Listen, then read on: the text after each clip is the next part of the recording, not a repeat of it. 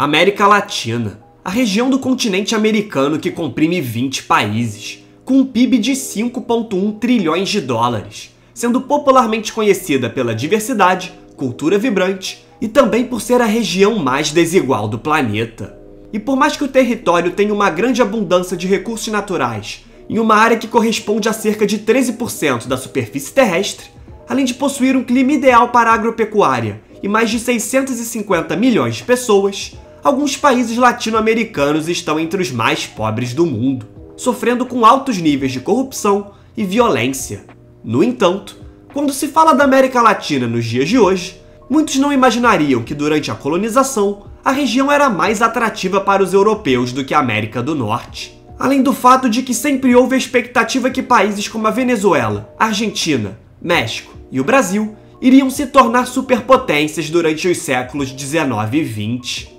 Todavia, esses países não conseguiram superar seus problemas estruturais e falharam em chegar ao seu potencial. E nesse vídeo, vamos entender por que a América Latina ainda é tão subdesenvolvida, além de explicar por que é impossível a região ficar rica em um futuro próximo.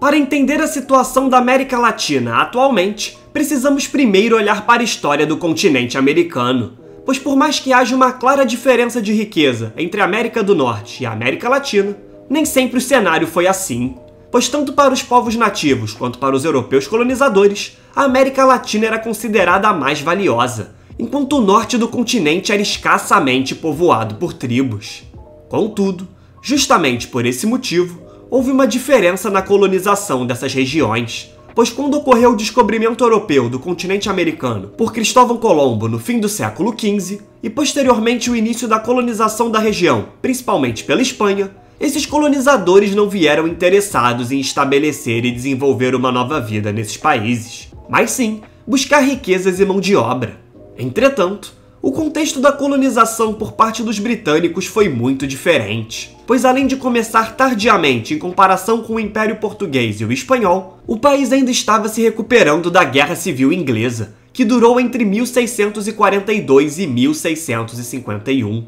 Com isso, naquele momento, a Espanha já controlava boa parte das áreas mais valiosas da América, e por isso, sobrou aos britânicos colonizarem o Canadá e os Estados Unidos, que acabaram sendo colonizados de forma diferente. Pois como os povos nativos viviam de maneira espaçada e em números menores do que o resto do continente americano, o Reino Unido resolveu adotar a estratégia de colônia de povoamento, ou seja, incentivou colonos a viverem uma nova vida nas colônias, dando terra para qualquer um que estivesse disposto a se mudar e dando autonomia aos novos imigrantes para decidirem as leis. Com isso, essas foram as bases que viriam a estabelecer democracias tão estáveis nesses países, somados a instituições confiáveis e poder descentralizado. Porém, a situação na América Latina foi muito diferente, pois o grande problema da colônia de exploração adotada por espanhóis e portugueses não foi apenas extrair as riquezas desses países e enviar para os europeus colonizadores, mas sim as consequências para as colônias posteriormente, pois os colonizadores tinham o foco de extrair bens e lucros da colônia para enviar para a metrópole. E esse fator não pode ser subestimado, já que como boa parte das colônias latino-americanas eram focadas inicialmente em exportar produtos agrícolas, como açúcar e café no caso do Brasil, e ouro e prata no caso de muitas nações latino-americanas, o desenvolvimento de um mercado interno e, consequentemente, da industrialização foi muito atrasado, pois boa parte da mão de obra utilizada era escrava. Além disso, a independência dos países latino-americanos ocorreu majoritariamente por medo das elites perderem seu domínio político e econômico. E com isso, essas sociedades herdaram as instituições baseadas no modelo antigo de exploração. Tanto que no livro Por que as Nações Fracassam, dos autores Daron Acemoglu e James Robinson, é exposto por que algumas nações conseguem se desenvolver enquanto outras não. E o papel decisivo para o desenvolvimento dos países, segundo os autores, é desempenhado pelas instituições, que se dividem entre instituições inclusivas e extrativistas. As instituições inclusivas reforçam os direitos de propriedade, criam condições de concorrência de forma mais igualitária, além de incentivar o investimento em educação e desenvolver novas tecnologias, e, portanto, tendem a fomentar a inovação e o crescimento econômico. Já no caso das instituições extrativistas, como na questão da América Latina, as instituições existem para extrair recursos de boa parte da sociedade e concentrar o poder político e econômico em torno de uma pequena elite, que utiliza esse poder para atender os seus interesses e não da sociedade como um todo. Apesar disso, é válido mencionar que os autores citam no livro que é possível uma nação crescer economicamente mesmo com instituições extrativistas, como o caso da China, mas ainda assim, é extremamente difícil ultrapassar o nível de desenvolvimento médio para se transformar em uma economia altamente desenvolvida, pois as instituições inclusivas são fundamentais para promover a inovação e o empreendedorismo, fatores que são essenciais para o sucesso dos países desenvolvidos. O exemplo mais evidente utilizado pelos autores são das cidades irmãs de Nogales, uma situada no México e outra nos Estados Unidos, separadas pela fronteira entre os dois países, mas muito parecidas em relação ao clima, população e cultura. No entanto, a diferença de desenvolvimento entre as duas cidades é muito significativa, com a Nogales americana tendo uma renda per capita 7 vezes maior do que a mexicana, além de ter acesso a uma educação de melhor qualidade e serviços básicos como água potável, estradas seguras e um sistema legal justo. E esses exemplos, como Nogales, são cruciais para explicar o motivo da América Latina ter ficado para trás em relação à América do Norte. Pois enquanto na América do Norte as boas instituições tornaram os países desenvolvidos no longo prazo, premiando a inovação, competição, eficiência e a produtividade, no caso da América Latina, as instituições coloniais focadas em favorecer uma pequena elite foram herdadas mesmo após a independência, e com isso,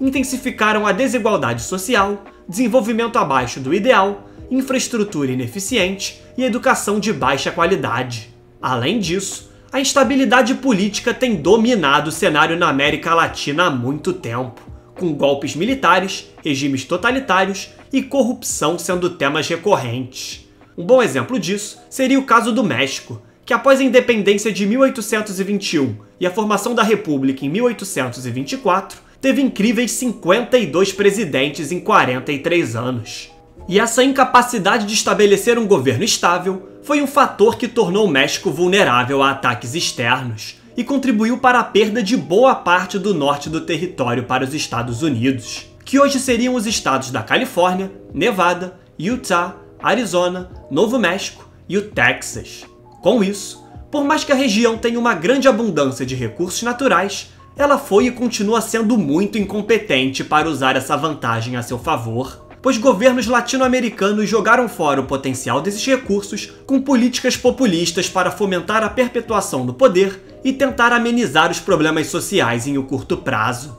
E por mais que países ricos em recursos naturais tendam a ser mais desiguais, tendo em vista que normalmente é muito caro extrair esses recursos, e sendo assim poucos se beneficiam, as instituições desempenham um papel fundamental em administrar e propiciar um desenvolvimento maior para a população, algo que falhou na América Latina, mas é visto no Canadá, Austrália e na Noruega. Além disso, apesar da América Latina ser a região mais urbanizada do mundo em desenvolvimento, com 80% da população vivendo em cidades, essa urbanização não foi acompanhada de um rápido crescimento econômico, como na Ásia, por exemplo. Na última década, os países latino-americanos cresceram em média apenas 1,4% ao ano, enquanto a população cresceu 1,7% em média. E esse fato tende a intensificar a pobreza, já que não está tendo criação de empregos o suficiente em relação ao crescimento populacional. Além do mais, o desemprego na América Latina é em média de 10%,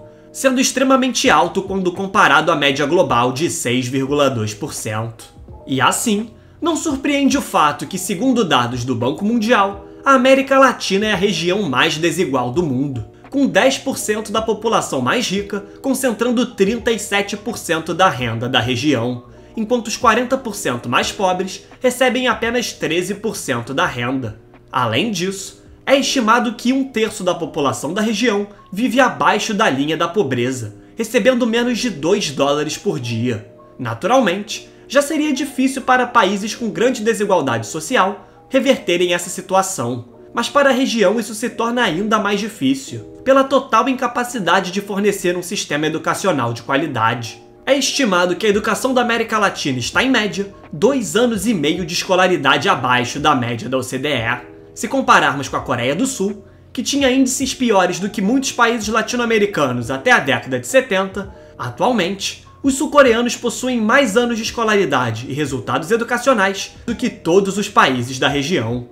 E com isso, muitos jovens latino-americanos não possuem as habilidades necessárias para encontrar um trabalho qualificado e participar de uma economia cada vez mais competitiva e globalizada. E esse fator só ajuda a amplificar a desigualdade social entre a minoria que consegue ter acesso a uma educação de qualidade e a maioria que não possui essa oportunidade. Outro ponto importante é a decadência da indústria latino-americana, sendo ainda hoje uma região dependente da exportação de commodities, passando por períodos de alto crescimento econômico, como no início dos anos 2000, devido à alta demanda chinesa com o boom das commodities, e períodos de crise econômica, quando os preços das commodities caem. E mesmo tendo uma industrialização tardia, com o crescente custo da força de trabalho nos países desenvolvidos, a Ásia e a América Latina foram ganhando espaço. Até os anos 80, diversos países latino-americanos se destacavam na indústria, e o Brasil, por exemplo, tinha produção industrial maior do que a China, Coreia do Sul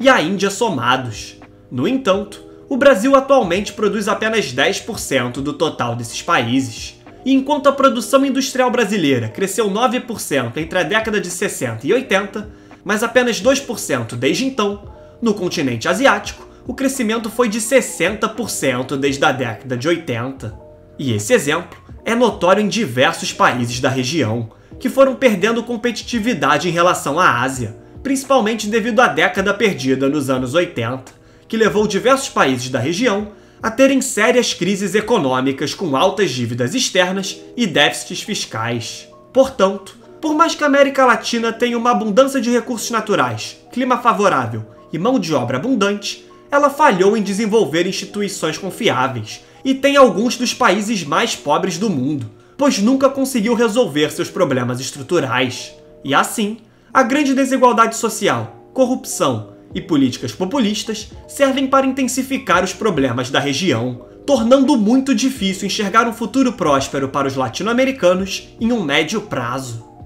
Muito obrigado a você que chegou até aqui.